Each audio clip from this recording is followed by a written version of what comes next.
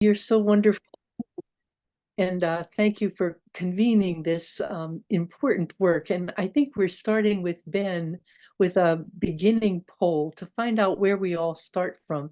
And we're going to put, how are you going to do this, Ben? Just a few questions in the chat, or how does this work?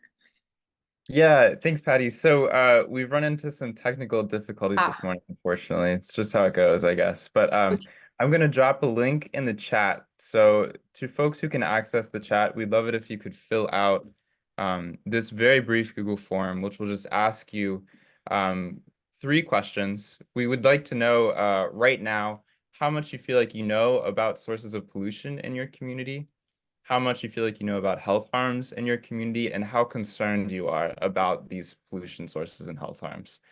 So we're going to do this poll at the beginning of this session, and then we're going to repeat it with a similar poll after today's presentation, just to gauge how much we've learned collectively and where we want to go from here. hey, Ben, it's saying that it can only be viewed with permission. So Oh, that's a uh, problem. we're having a technical problem with that, but we will I think. figure out a way to do that. And I want to just tell you before we jump into this, the reason we're doing this is to have an evaluation metric over the course of these 10 sessions so that we can be informed in a couple of ways. Mhm. One, where do people need more information and want more information? And then also, where can we put more emphasis and have more effective impact together? So this is very much a joined journey that we share. It's past time for people to have a healthy environment, and you can't have healthy people without that. So if there aren't any more housekeeping things, we are going to have time for small breakout session conversation at the end of the presentation. So you'll have plenty of time for feedback, and I will stop blathering and get a dialogue together. So with that, I would like to give you some information and get this launched today so that we can work on this together. This is the first session of our Petrochemical Lunch and Learn series for 2024, which will go from now until October. And we're going to begin with looking at health as a human right and look really taking a deep dive at the connections between our health and our environment. It isn't intuitive to everyone, but you don't have healthy people in a sick world. And we did 5 of these sessions last year. And the second session on health harms, which was co-hosted with Dr. Claire Cohen, had so much interest. People really wanted a lot more information about that one compared to all of the other sessions we did. So that's why we chose this particular topic for a deep dive this season. And we're going to be starting today, and we're doing this in 2 sections. The first one will we be connecting are the environmental conditions to the health outcomes that we experience. And then in the second section, we'll be looking particularly at vulnerable populations and how we can take action to both be aware of the vulnerabilities and also to take action to help protect them. So the first thing to understand is that the air pollution is by far the most common and most prevalent source of pollution that affects our health. And it comes from natural sources like lightning and volcanoes and fires. And we all experienced those, particulates from the wildfires last summer, from fossil fuel combustion, which means burning oil, gas, and coal for energy and for also transportation in our cars, trucks, and vehicles. And then in agriculture, there's a small component from agricultural use and fertilizer and pesticides and herbicides that become volatile into the air. Next, whoops. And then the major pollutions that come into the air are carbon dioxide, which is the one that causes climate change, that also has significant health harms, and volatile organic compounds, which are like things that are petrochemicals that go into the air. And you see that here in Allegheny County area, we are one of the heavy air pollution areas, one of the highest air pollution areas in the country. Let's see. Uh, there also are water pollution impact from the petrochemical industry. And even within the permitted regulations, petrochemicals facilities discharge over 500,000 pounds of toxic pollutants just into the Ohio River Basin within Ohio, Pennsylvania, and West Virginia. And these include liquid contaminations of benzene, vinyl chloride, and trichloroethylene, and over 100 other chemicals, most of which are harmful to human health. Land pollution occurs from agriculture and things that are used from the petrochemical industry for pesticides, for plastic debris that lands on the shore, from oil spilled on the ground, from petrochemicals that leak out of vehicles onto the road. And these really also include mining and drilling waste or mining and drilling contamination that occurs on the land, including at Superfund sites. Let's see, go this. So as a result, we all have a chemical stew in our bodies, in our blood. If you do the National Institutes of Environment and Health has assayed people's blood and urine across a statistically valid sample of the country. And they find 167 chemicals routinely in biomonitoring studies found in people. 76 of those are known to cause cancer in humans or animals. 94 are toxic to the brain and nervous system, and 79 cause birth defects or abnormal development in children. The danger of these exposures to chemicals in combination has never been studied. They study things one at a time, but we don't experience them one at a time. We experience the overall mixture of things in our bodies as we are exposed to them over time. And there are health harms from, let's see, this is in my way. There are health harms from climate change, where petrochemicals are the largest contributor to climate change. And they cause changes in the air and water quality that exacerbate respiratory illnesses. And heat stress is a significant issue with climate change, especially among outdoor workers. And there's an increase in the range and viability of disease vectors like mosquitoes and ticks and bacteria that would not have normally been so prevalent, but are allowed to perpetuate over the summer. They don't die off in the winter anymore. And there's an increase in transmission of infectious diseases and dangers from disasters like floods, fires, and drought. And there's also the prevailing mental distress from apprehension about our climate future. I see this in my students and my colleagues, and I experience this myself as well. And we find that vulnerable communities are more significantly affected by these things that are due to climate change. The communities of color in particular that are in risk-prone areas, older adults, low-income communities, and children are particularly sensitive to these changes. So we're going to spend some time focusing on these areas in this series. Also, really, it's clear that healthy people require a healthy environment.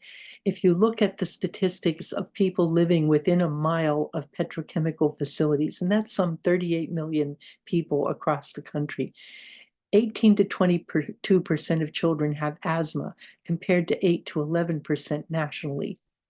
Pregnancy-related maternal mortality is 41% compared to 13% average on the national basis. And life expectancy is reduced and income growth is slowed in these communities.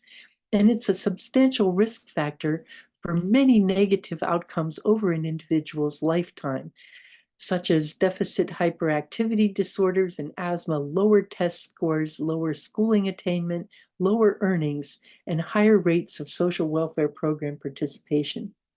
We need to shift the regulatory framework from one that permits how much poison is allowed to be in the air, water, and soil. You know, you're saying your permit allows you to emit a certain amount of stuff. Well, when you add all that together, it's a lot. And we need to shift to a regulatory framework that says we should only approve non-toxic materials and benign production systems that don't poison people. So all of humanity is facing these existential crises of global warming, global pollution, and loss of ecosystems. And we need to start looking at how we can begin to remedy and respond to these situations that are not going to get better by themselves. And one of the ways to deal with that is to recognize that health is a human right. It is not something that only comes if you're rich enough to afford the best health care. We need to begin addressing the root causes that require a societal transformation. And one of these comes around the United Nations Universal Declaration of Human Rights that says we must recognize that the inherent dignity and the equal and inalienable rights of all members of the human family is the foundation of freedom, justice, and peace in the world. This was written in 1948, initiated by Eleanor Roosevelt when her husband, Franklin Delano Roosevelt, died before he could issue a Second Amendment to the New Deal in the 1930s of having universal health care as an attribute of the New Deal. It was not accepted or adopted by the US Congress or his predecessors or successors, rather. And so she took it to the United Nations, and it was adopted in the United Nations in 1948. Another brave, bold woman who didn't follow the rules. I love her.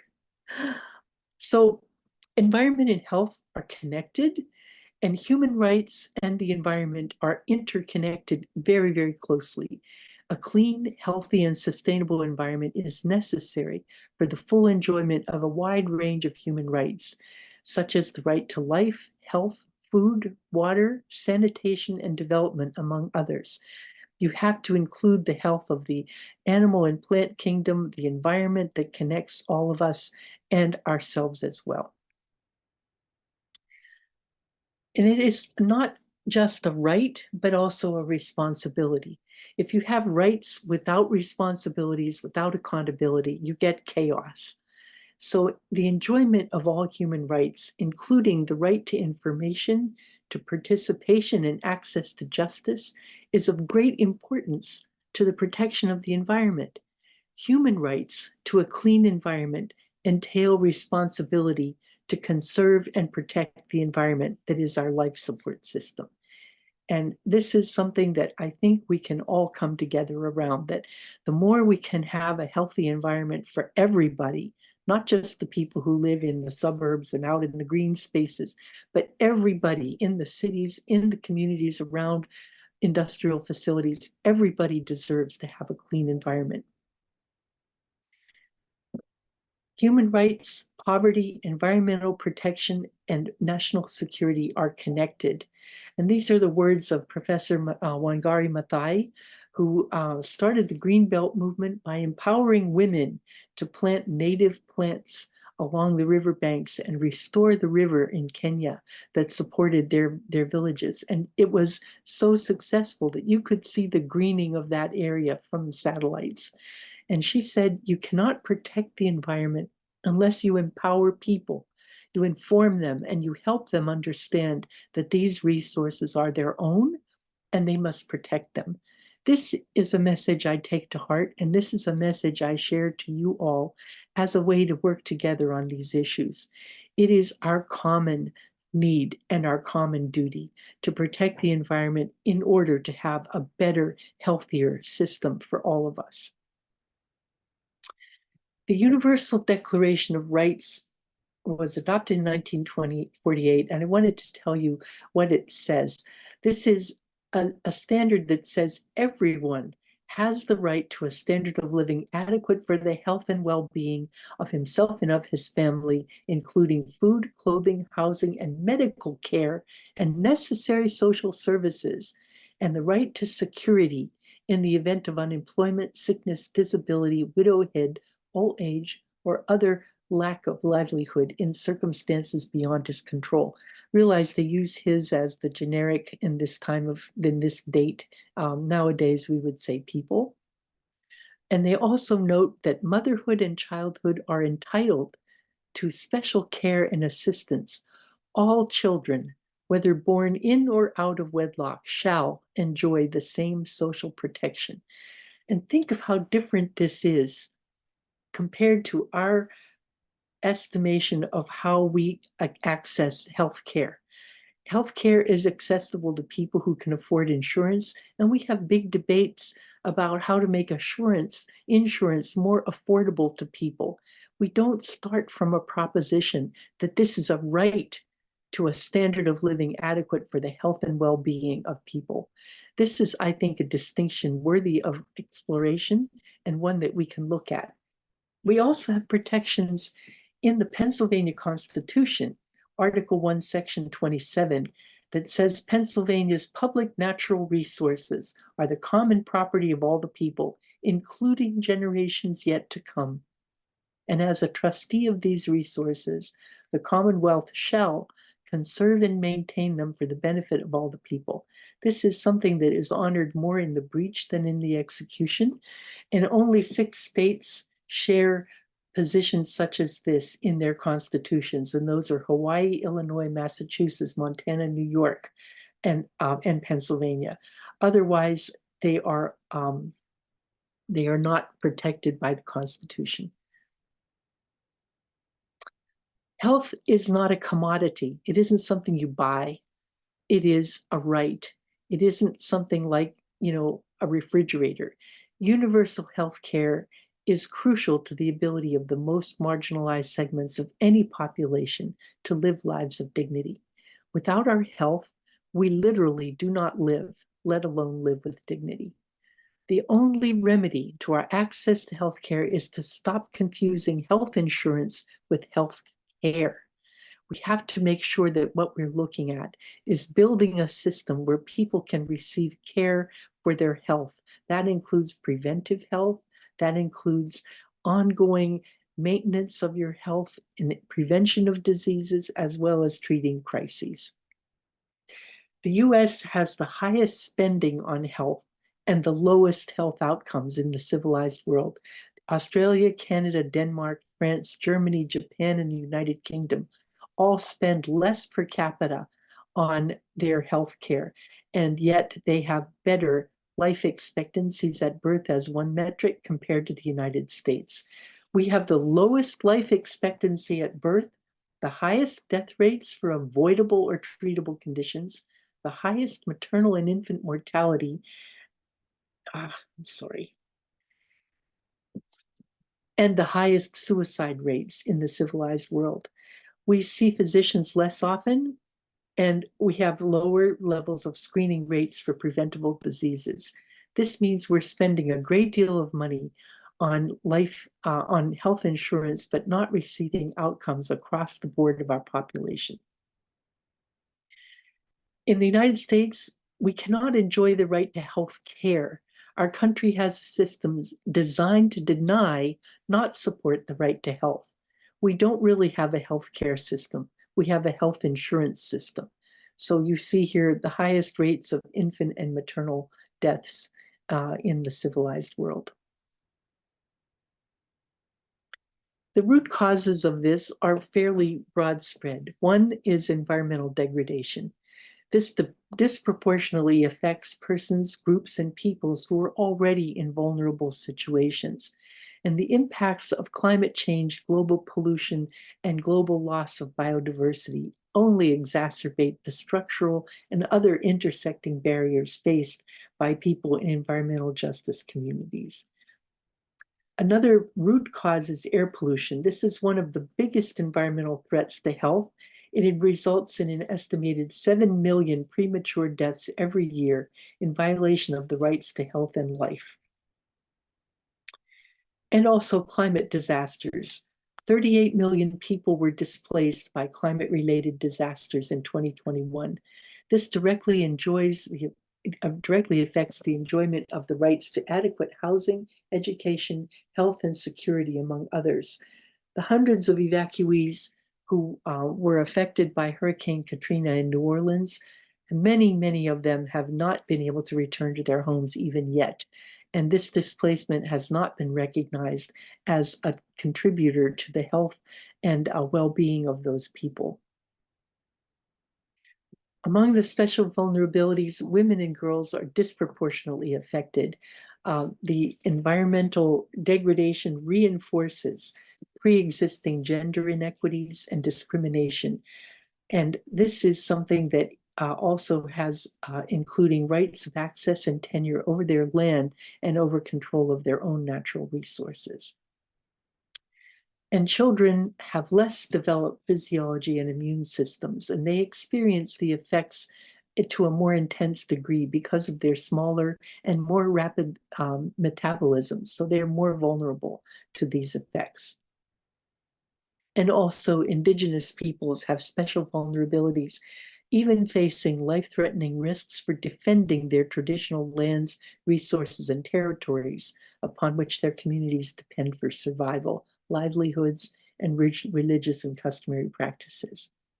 So we're going to talk about action steps to address all of these matters, including registering to vote and looking up your elected officials so that you can participate in making the policies that affect your own life, and also to join the working groups that we have formed to dive deeper into these issues in an action agenda. And Kadest will tell you more about that in a moment. So I will stop there, and we will go back to the larger group. Thank you so much for that wonderful breakdown, Patty. And I think it's very clear that there's a lot more work to do to get our elected officials to recognize that our health is a human right, and that you know, our air, water, and our land need to be protected as precious resources, not just for now, but for generations to come. And recognizing that we're asking you all to just make sure, knowing that there's a crucial election year, to just make sure you're registered to vote. We unfortunately cannot register anyone to vote, but we can share a lot of voter information. And so make sure you're staying tuned into our resources and our social media for to let your communities know how to just register and where to find their registration information as well. And another thing that Patty mentioned that I want to explain is our working groups. Many of you have heard and seen our newsletters about our exciting working groups that we have launched last year, and we're hoping to build it out this year. And I'm going to put in the chat where you all can register to join if you haven't. And we have working groups specifically looking at policy. We have folks looking at public health. We have working groups specifically for communications and resource sharing. And so whatever you see fit, please join, because we're hoping to take a lot of the information that is being shared from experts like Patty from our Lunch and Learns to build a national campaign to really move forward this idea of clean air as a human right, and improving what the Clean Air Act that already exists, to recognize that there are gaps that a lot of environmental justice communities need to get that fixed and really improve it, since the last time there has been any updates on the Clean Air Act has been in the 90s. So making sure that we keep it up to date is really important. And also, like Patty mentioned earlier, there aren't a lot of states that are recognizing the human right to clean air and health as a human right, or even recognizing their constitution that keeping a healthy environment is a constitutional right. And so we're hoping to work with you all to be really ambitious and tackle and create this national drumbeat and campaign to really say that health is a human right, clean air is a human right. And Bishop, do you want to add anything else to that point?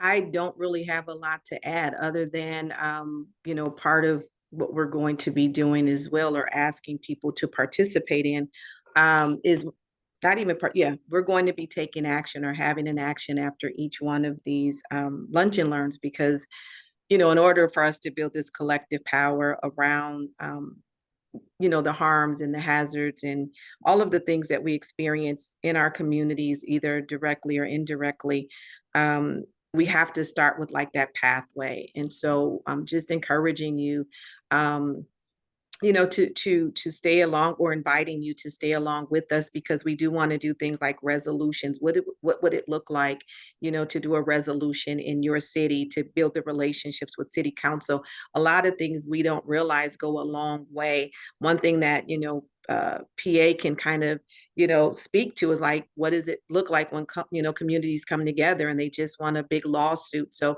we definitely want to, you know, undergird and uplift the fact that our health is not up for auction. It's, as Patty said, it's not debatable. You don't get permission to keep polluting. And those are the messages that we want to send. So again, as we continue to build out, we hope to build with you, as well as you building for yourselves and your communities, and the legacy that you want to leave, and, you know, what you love today and what you don't want to lose today. Yeah, and that's pretty much it for me, and I'll turn it back over to you. Yeah, one of the things we'll be looking at in our next session, taking a deep dive into the air pollution and talk a little bit about how the Clean Air Act came to be, and it's up for reauthorization. So this is something where we have an opportunity to speak to the people who purport to represent us about what we need to see in the clean air protections that actually protect people. Don't just titrate how much poison they're allowed to dump into the air, because the whole premise of the Clean Air Act at its beginning, back in the 60s, when the air was black and there was heavy smoke coming down on people, is really different than it is today, where the pollutants are not visible to the eye, but are even more toxic to our bodies. And what we can do to be more preventive and practice a precautionary principle that, you know, don't dump everything down in the air and in the water and in our bodies, and then later find out that it's hazardous, but try to figure out how we can prevent toxic things from being part of our environment in the first place, and really change that assumption of regulation away from, you know, allowing however much we think is okay, to something that say nothing harmful is okay, and you have to prove that it isn't before you can make tons and tons of it and dump it into the environment.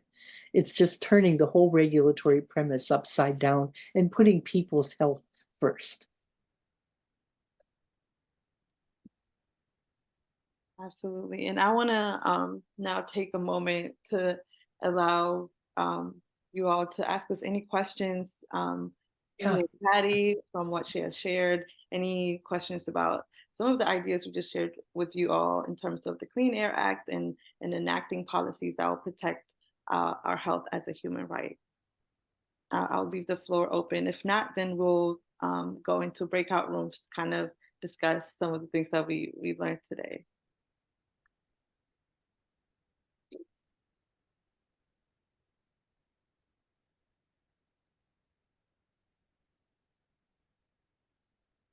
All right.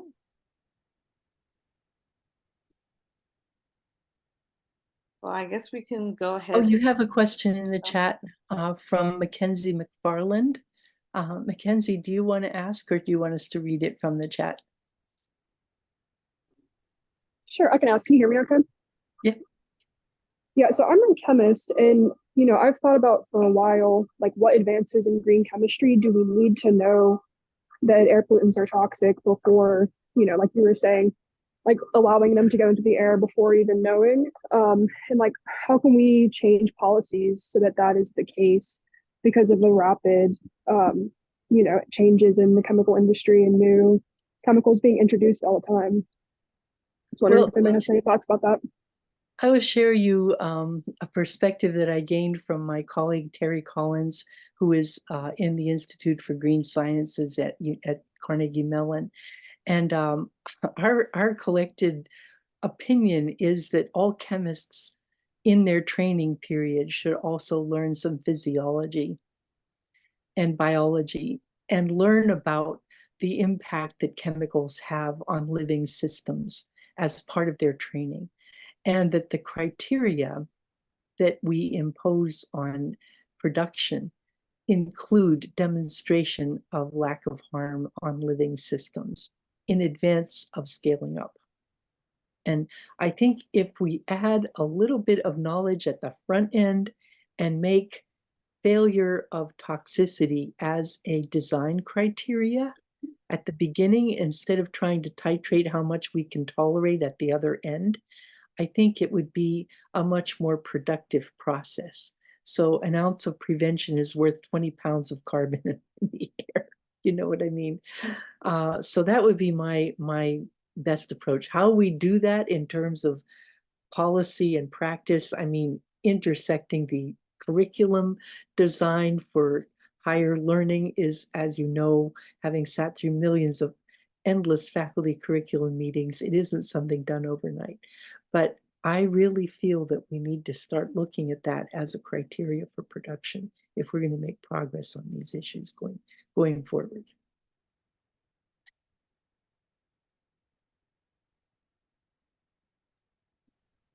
We do have another question in the chat from Dee. Dee, do you want to share, or do you want me to read it out loud?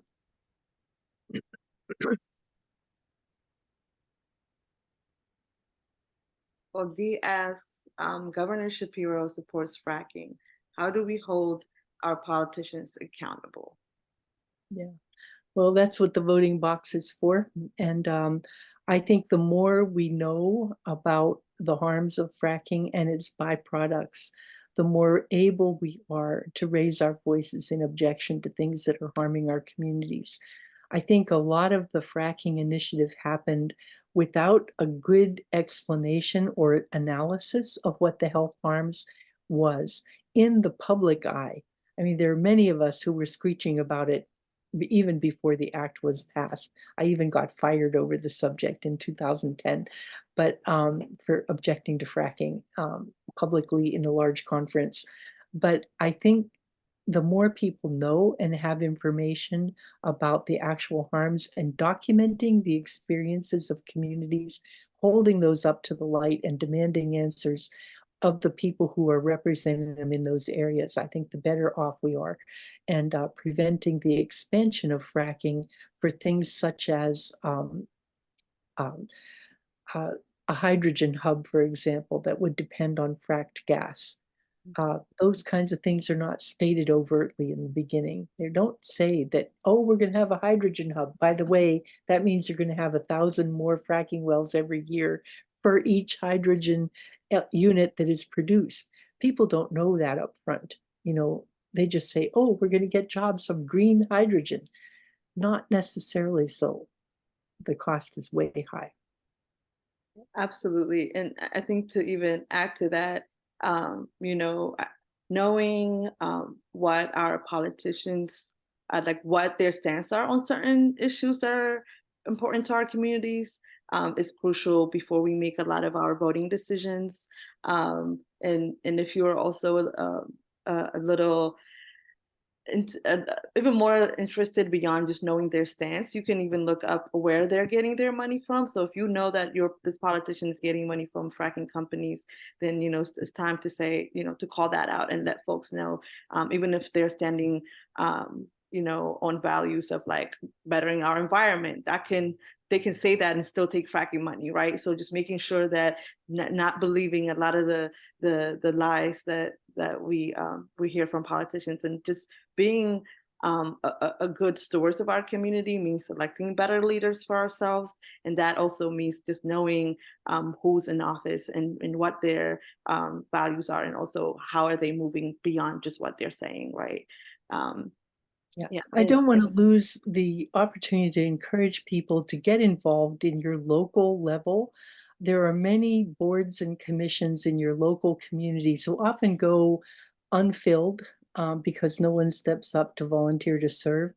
But there may be community agencies in your own community that have jurisdiction over environmental quality, over river monitoring, over parks and recreation facilities. All of these places give you an opportunity to raise these issues right where you live yourself. And your local officials are much more approachable, and that you can accost them in the grocery store. You can talk to them at council meetings right where you live without having to go through a great deal of extra effort and expense to travel to places like Harrisburg or Washington, D.C. So, and also most of your officials will have at some point or another a town hall for educating or informing or communicating with, or usually campaigning to their constituents. Go to them and raise the tough questions if you have them. You know, they are required to answer your questions in a public meeting. And I know we had a series of Tuesdays with Toomey a couple of years back when he was senator around fracking. I don't know if any of you participated in those, but he actually moved his Senate office to a place that could not be accessed by the public. I mean, he moved it from a storefront in Robinson Township to the Grant Building downtown where they had, you know, controlled access, because we were having, you know, 50, 80 people out in front of his office, banging on drums and demanding he come out and talk to us. He never did. And even if we went in and talked to his staff and asked them, why aren't you coming out when you know there are 50 constituents out here who want to talk to you? And they said, well, we're in here doing our job. Well, isn't your job to talk to your constituents? They just don't understand anymore who their constituents are and what they need, and that talking to them is their job. So, you know, it is not difficult to get in front of your congressman or your legislator or your mayor or your elected council if you just find out who they are and where their office is, and they usually have a way to contact them. If your average elected official gets 10 contacts in the same subject in the same week, they will attest a staff person to start paying attention to it. And if you get that every week and you keep the pressure up and you keep saying, different people are asking me every week why I'm still supporting fracking, they're going to have to start recognizing that this is an issue. Absolutely. Ideally, everybody in their constituency calls them on the same day in the same week, and it shuts down their communication system. That's really fun. We've done that a couple of times, and it's really, you know, it takes some organization in advance, but it's very effective. They're like, why are they blowing up the lines about this? What is going on here? You know, well, your constituents are screaming at you. You better pay attention. Absolutely. And then we have question from Mimi. How does the US Constitution play a part in holding them accountable? Well, I'm not a constitutional lawyer, so I'm not really sure about the constitutional things other than the right of free speech and our obligation as citizens to require accountability of those who purport to represent us. If we have elected someone and they are not representing our interests, then it is our responsibility as citizens to call them out on it. And I think too few people recognize that as a responsibility of citizenship. We hear a little bit and we know a little bit about the rights of citizenship, but the responsibility of citizenship is really what makes a representative democracy work. Because if we don't have educated, informed, and engaged citizens, then you have chaos. Because if you have rights without responsibility, without accountability, without agreement that we all are living within the law, then we end up with complete chaos. So it's important that we recognize our responsibilities as well.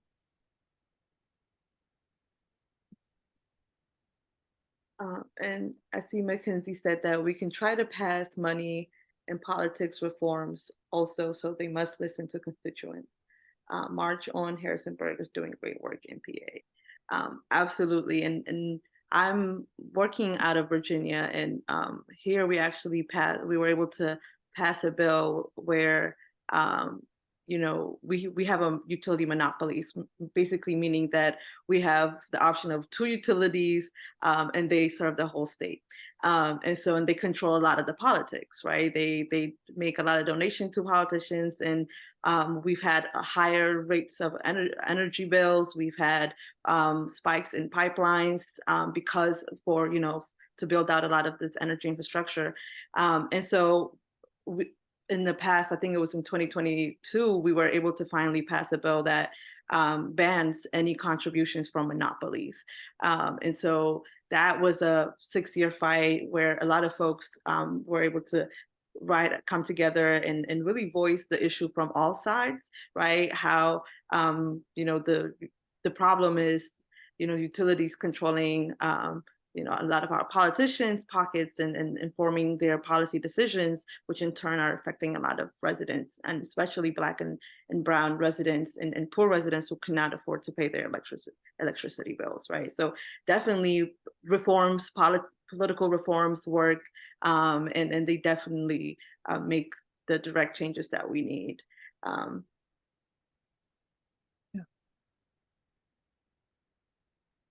Did I miss a question? I think I did. Okay, so Lisa, do you want to? I see you have a question in the chat. Do you want to share your question? Hi, so I am the marketing director for New River Conservancy, and we're just now getting our citizen action tab on our website. And for myself, I know I get emails and citizen action alerts from like 20 or 30 places. I don't want our audience's eyes to glaze over when they go to that. So we do have certain things, but I'm wondering what else you think we should include. Like we do have legislation that we're tracking, how to contact your legislators, things like that. But I mean, I feel like I could put 1,000 things that are important to the New River watershed, right? But I don't want to do that because I want people to actually interact. Wow. Would you call me offline? We can talk about how to structure workshops on this subject. I'd be happy to help you. Okay. I'll put my email in the chat. Thank you so much.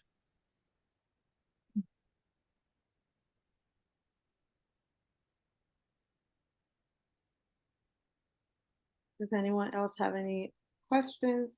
So if you're going to do breakouts, you should probably do them. And unless Marcia wants to say a last word before, I know she has to leave at 1. I think we only, I'm okay with the breakouts. I just want to thank everybody again for attending and really just, standing in the fight. It takes a lot to do this work. It takes a lot to continuously get up and be committed. Every time it feels like there's an assault on your work, an assault on your community, an assault on your health. When it feels like you just get one step up and get pushed back 10 steps, when it feels like you have screamed to the top of your lungs, yet nobody's listening, when you have to look at the apathy in your community and have to figure out how do you organize people in their pain, outside of their pain, how do you raise and amplify the voices that need to be heard while, also they're contending with all of the other things that they have to go through. And so I just want to, if I don't do anything else today, but celebrate the 29 of us or you who have joined us consistently, who get up every morning, be it a body ache, a headache, looking at the news and political aches and all of these other things. I want to celebrate you for who you are and what you do and what you stand for. My grandparents used to say, if you don't stand for anything, you'll fall for it, everything. And so I thank you for not falling. And even when you fail, I thank you for getting back up. I thank you for the tenacity and the stick-to-itiveness and the determination that you have. But I also want to thank you for your voice, whether it's at a whisper, a hoarse whisper, whether it's just your silence with your arms folded, or whether it's you shouting out to the top of your lungs. I want to thank you because all you do matters. And I don't think we hear that enough. All you do matters. And I hope and I encourage you. Matter of fact, I challenge you to look at somebody today and just point your finger in their face and say, all you do matters. All you do matters. And look at yourself in the mirror and point to yourself and encourage yourself and say, all I do matters, because you're not only doing it for you, you're not only doing it for your loved ones, but you're doing it for those seen and unseen, those who are here today and who will be born tomorrow, and the years that we won't be here. So thank you for all that you do, because your voice matters, your stance matters, and who you are matters. And I wish you all a great day. I do have to hop off at 1, but just celebrating and honoring you in every place that you are, no matter where you are. Thank you. Well, thank you, Marcia. Yeah. So Cadeste, are you going to break us into groups and give the questions in the chat? Absolutely. Good.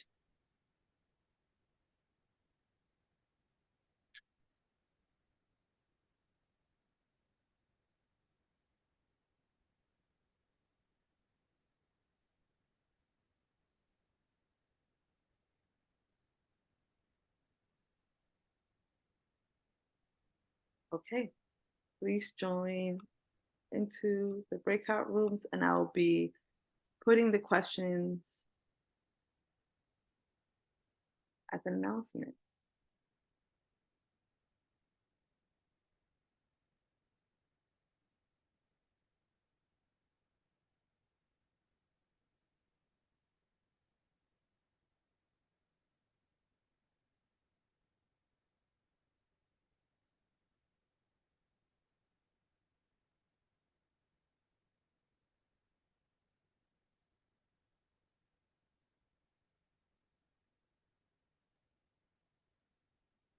Yes, if it's helpful, I can hang out here and help folks who might need a hand getting into breakout rooms. Yeah. Cool.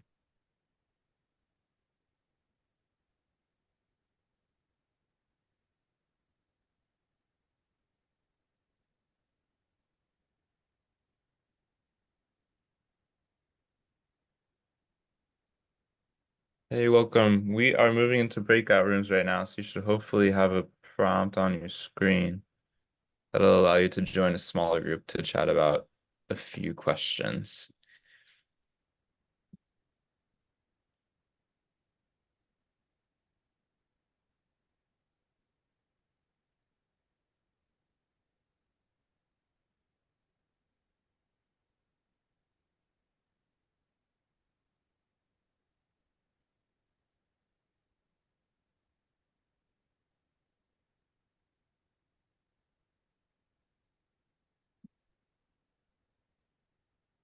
Ben, do you know if the broadcast messages just stay in the message or do they disappear? I think that those, yeah, I'm not seeing it in my messages. It might just like be a little tab that goes across the screen and then goes away. Okay, so I should just keep putting Yeah, questions. Okay. 'Cause maybe just in the chat. well, yeah, I can just put in the chat actually. Yeah. That's kind of weird though. I don't know why they have it set up like that. Yeah.